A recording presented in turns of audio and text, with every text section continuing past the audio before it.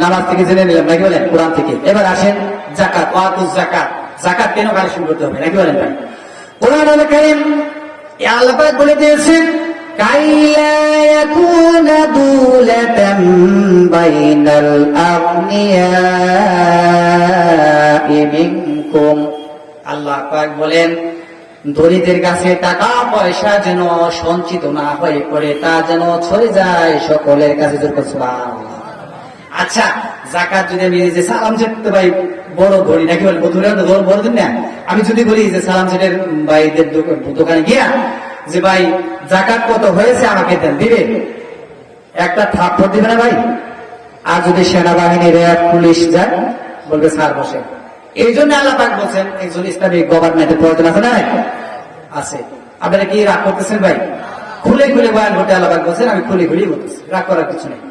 এখানে আল্লাহ পাক বলতেছেন, কাইলা ইয়াকুনা দুলাতাম বাইনাল আগনিয়াই মিনকুম, তোমাদের ধনীদের খাতে যেন টাকা পয়সা সঞ্চিত না হয় পড়ে। আমার ভাই, আমরা একটা হিসাব করেছি ইসলামী ব্যাংকের মাধ্যমে, সেটা হচ্ছে 10,000 কোটি টাকা প্রত্যেক বছরে যাকাত কালেকশন হবে। কত হাজার কোটি টাকা? 10,000 কোটি টাকা যদি প্রত্যেকটা গরিবের দেওয়া হয়, তাহলে আমার হিসাবে দেখা যাচ্ছে 1 লক্ষ করে টাকা প্রত্যেক গরিব লোকেরাই প্রত্যেক বছরে পাবে। আলহামদুলিল্লাহ। তাহলে তাই পরিশ্রম করা লাগবে, পরিশ্রম করা লাগবে। তাহলে ইসলামের দুশ্মন আপনার মতো ঠেলাওয়ালা করবে নাকি ওই যে বড় লোকেরাই করবে? বলেন, বলেন আপনি, ঠেলাওয়ালারা করবে না বড় লোকেরাই করবে? বলেন। ইসলাম প্রতিষ্ঠিত হলে তো যাকাত দেওয়া লাগবে, টাকা দেওয়া লাগবে, মুশকিল না? সেই জন্য এমনি এমনি যাতে মাথা তালে ঠিক আছে। এই জন্য আল্লাহ পাক বলেন, যাকাত এমন একটি ইবাদত, আল্লাহ পাক বলেছেন যাকাতের টাকা যদি একটি পয়সা যদি না দেয় কি হবে? আর যাকাত আদায় করে কে? সরকার। কোরআনুল কারীমের ভিতরে আল্লাহ পাক বলে দিয়েছেন, আল্লাহ রাব্বুল আলামিন বলেন, এটা হলো টাকা যাকাত, তাই না? শতকরা 2.5 টাকা, হাজারে কত টাকা? 250, 40-এর 1 অংশ, অর্থাৎ 40,000-এ 1,000 টাকা যাকাত। এরপর দেখেন আল্লাহ পাক বলতেছেন কত সুন্দর করে, এরপরে ফসলের যাকাত, যেমন এই যে ধানের সিজন আসতেছে, কুলু মিন সামারিহি ইযা আসমারা ওয়া আতু হাক্কাহু ইয়াওমা হাসাদি। কুলু মিন সামারিহি, তোমরা ফল ফলাদি, ধান, গম, জব, তারপরে খেজুর, আঙ্গুর, বেদনা, যা ফল আছে তোমরা খাও, কিন্তু আল্লাহ পাক বলতেছে ইয়াউমা হাসাদি, যেদিন পাকবে কেটে আনবা বাড়িতে, ওই দিনে আমার হকটা আদায় করে দাও। সুবহানাল্লাহ। আল্লাহ পাক বলতেছেন যেদিন কেটে আনবে তখনই তাদেরকে আদায় করে দিতে হবে। তারপরে কি? ওয়ালা তুসরিফু, অপচয় করা যাবে না, অপচয় করা যাবে না। দেখবেন বড় লোক মিয়াজির মেয়ে বিবাহ দাওয়াত করছে কার্ড দিয়ে 200 বা 250, আসছে কত? 100। খানা বেশি হয়েছে কয়শো? 150। কিন্তু সারা রাত দিল, কোন গরিবকে দিল না। আল্লাহ রাসূল বলেছেন, যখন কোন বিবাহের অনুষ্ঠান হবে দেখে দেখে গরিবদেরকে দাওয়াত দিতে। সুবহানাল্লাহ। আপনার মতো গরিবের দাওয়াত দিবে ইসলামের সরকার ছাড়া দিবে? ভাই, ইসলামের সরকার ছাড়া দিবে? দিবে না তো ভাই। এই খাবার নষ্ট হইলে অখাদ্য আর কুখাদ্য কোন সময় দেবে? গতকাল, আগামীকাল সকাল আসলে দেখবে যে গন্ধ গন্ধ হয়ে গেছে। পাড়ার মানুষকে বলবে, মসজিদে ঘোষণা দেবে, ভাই খাওয়া বেশি হয়ে গেছে, যার যার খাবারের দরকার, পোলাও মাংস রয়েছে, নিয়ে যান। দেয় না? দেয় না মিয়াজিরা? দেখেন, অখাদ্য আর কুখাদ্য দিতে বলছে কে?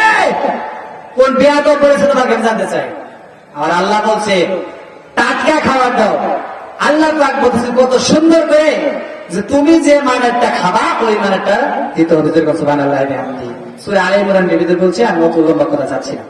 এরপরে আল্লাহ পাক বলতেছেন, ওয়ালা তুসরিফু, অপচয় করবা না, ইন্নাহু লা ইউহিব্বুল মুসরিফিন, নিশ্চয়ই আল্লাহ তাআলা অপচয়কারীদেরকে ভালোবাসেন না। এরপরে কি? যাকাত আদায় করবে ইসলামিক গভর্নমেন্ট। কে আদায় করবে বলেন তো?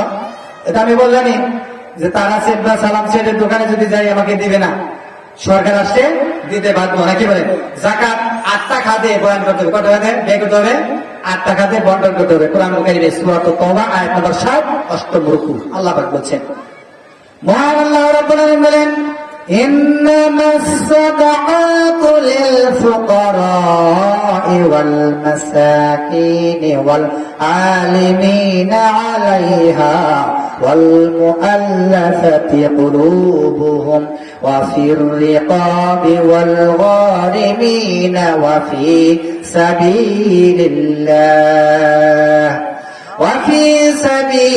الله وابن السبيل فريضة من الله والله عليم حكيم আল্লাহ রাব্বুল আলামিন বলেন ইন্নামাস সাদাকাতু লিল ফুকারা এক নাম্বার হচ্ছে যাকাত আদায় যাকাত খাবে কি বলে তো সম্মানিত ভাইরা কথা বলবেন না আলোচনার সময় কথা বলতে নেই সম্মানিত ভাই রাগ করতেছেন আমার কথায় রাগ করতেছেন কষ্ট পাচ্ছেন অনেক কষ্ট হচ্ছে এই তো ছেড়ে দেব আল্লাহ পাক বলেন নিশ্চয়ই 8টা খাদ্য হিসাব করে রাখেন ইন্নামাস সাদাকাতু নিশ্চয়ই সাদকা এবং যাকাতের মাল লিল ফুকারা প্রথম খাবে হলো ফকির ফকির যারা যে ভিক্ষা নেয় আমরা জানি তারপরে আল্লাহ পাক বলছেন ওয়াল মাসাকিন 2 নাম্বার হচ্ছে মাসাকিন মাসাকিন কি বলেন যেমন সালাম ছেড়ে ধরেন অনেক বিজনেস বিশাল বড় বিজনেস কিন্তু হঠাৎ করে সব ব্যবসা শেষ টাকা আর এক পয়সাও নাই বাড়িও নাই সব ব্যাংকের মাধ্যমে চলে গেছে এখন ওই সালাম ছেড়ে একটা ছেলে কি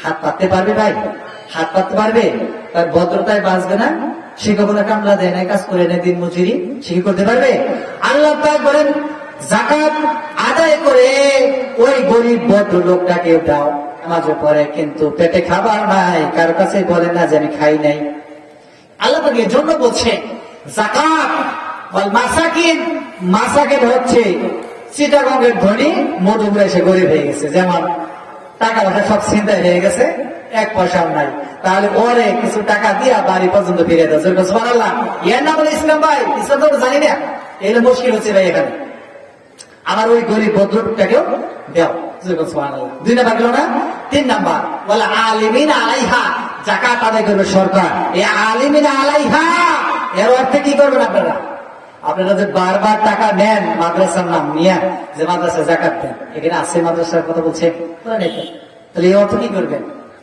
এরপরে আল্লাহ পাক 3 নাম্বার গেল ওয়াল আলিমিনা আলাইহা যাকাত আদায় করবে সরকার গভর্নমেন্ট এরপরে কি এরপরে আল্লাহ পাক বলছে ওয়াল মুআল্লাফাতি কুলুবুহুম এরপরে যাকাত খাবে হিন্দু খ্রিস্টান ইহুদি নাসারা বৌদ্ধ যারা মানুষ লড়াই করে সুবহানাল্লাহ গরিব যদি হয় তাদেরকে কাপড় কিনে দাও টাকা দাও বাড়ি না থাকলে বাড়ি দাও কিন্তু ওদের কিন্তু মন্দিরে জন্য দেওয়া যাবে না ভাই চিকিৎসা করা যাবে সবটা করা যাবে কিন্তু আর মানুষ যাকাতের থেকে আল্লাহ রাসূল যখন এই যাকাত কালেকশন করলেন মদিনায় যখন এই বিপ্লব করাইলেন আল্লাহ রাসূল যখন প্রেসিডেন্ট ছিলেন যখন হিন্দুদেরকে যখন যাকাত দিত তখন বলল যে আমরা তো খামোখাই মুহাম্মদ সাল্লাল্লাহু আলাইহি ওয়াসাল্লামের সাথে বিরোধিতা করেছি ইসলামে এত ভালো আমরা আর জীবনে এত সুন্দর কোন ধর্ম দেখি রেজুল সুবহানাল্লাহ আপনারা কি দেন যাকাতের টাকা তাহলে মাদ্রাসা যে নিচ্ছেন আসেন তারপরে কি বলছেন এরপর আল্লাহ পাক বলছেন আল্লাহ রাব্বুল আলামিন বলেন